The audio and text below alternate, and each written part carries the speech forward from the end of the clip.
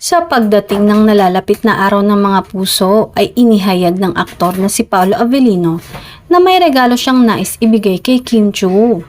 Ayon sa kanyang panayam sa Showbiz Insider, dito kasi ay natanong si Paolo ng kanyang mga future plans lalo na at ilang araw na lang ay Valentine's na.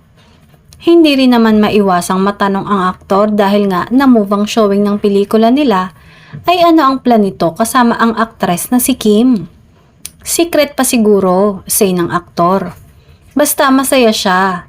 Di ko alam kung maibibigay ko yun, pagbabahagi ni Paolo.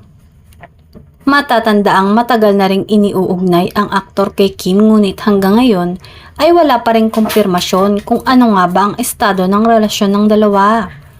Mahilig naman umano sa surprises si Paolo at kapag may okasyon tulad ng birthday, Christmas at Valentine's Day ay tiyak na may pasabog ang aktor. Noong nakaraang Valentine's Day, maaalalang may pa-flower siya kay Kimi at dinner.